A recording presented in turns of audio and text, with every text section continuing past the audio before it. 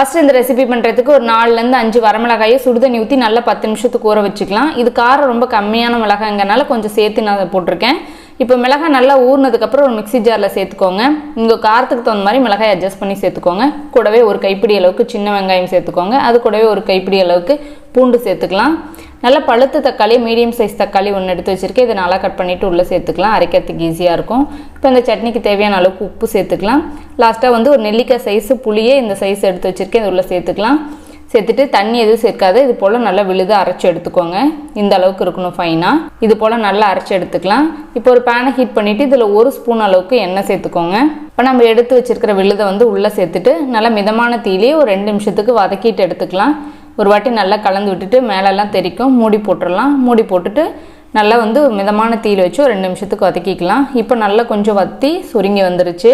இது மாதிரி நம்ம வதக்கிட்டு நம்ம தோசையில் சேர்க்கும்போது ரொம்ப நல்லா டேஸ்ட் என்ஹான்ஸ் பண்ணி கொடுக்கும். ரொம்ப நல்லா மணமாக இருக்கும். இப்போ ரெடி ஆகிடுச்சு. தோசைக்கல் காஞ்சிச்சு. நம்ம எப்பவும் போல் தோசை ஊற்றிடலாம். நல்லா மெல்லிஸாக நம்ம தோசை ஊற்றிக்கலாம். ஊற்றிட்டு மேலே கொஞ்சம் நல்லா எண்ணெய் சேர்த்துக்கோங்க. இப்போ நம்ம ரெடி பண்ணி வச்சுருக்கிற அந்த சட்னியை அப்படியே ஈவனாக நம்ம ஸ்ப்ரெட் பண்ணி விட்டுக்கலாம். இப்போ நார்மலாக நம்ம சட்னி வச்சு தோசை வச்சு சாப்பிட்றத விட இந்த மாதிரி நம்ம செஞ்சு சாப்பிடும்போது ரொம்ப நல்லா டேஸ்ட்டை என்ஹான்ஸ் பண்ணி கொடுக்கும். ரொம்ப நல்லா டேஸ்ட்டாக இருக்கும். எந்த சட்னி எதுவுமே தேவையில்லை. இது மட்டுமே நம்ம சாப்பிட்லாம். ரொம்ப நல்லாயிருக்கும் டேஸ்ட்டாக. இந்த போல் ஈவனாக எல்லாமே நல்லா ஸ்ப்ரெட் பண்ணி விட்டுக்கலாம். இது மேலே கொஞ்சம் கொத்தமல்லி தழை தூவிக்கோங்க. உங்களுக்கு வேணும்னா இதில் நம்ம முட்டை கூட உடச்சி ஊற்றிக்கலாம். ரொம்ப நல்லா சூப்பராக இருக்கும். மேலே கொஞ்சம் நம்ம எண்ணெய் விட்டுக்கலாம். விட்டுட்டு மிதமான தீலி அப்படியே நம்ம வேக வச்சு எடுத்துக்கலாம். நம்ம திருப்பி கூட போட தேவையில்லை. எல்லாம் நம்ம வதக்கிட்டோம். அதனால் அப்படியே வெந்தோடனே எடுத்துக்கலாம். அவ்வளோதாங்க, நம்ம சூப்பரான பூண்டு கார தோசை ரெடி ஆயிடுச்சு.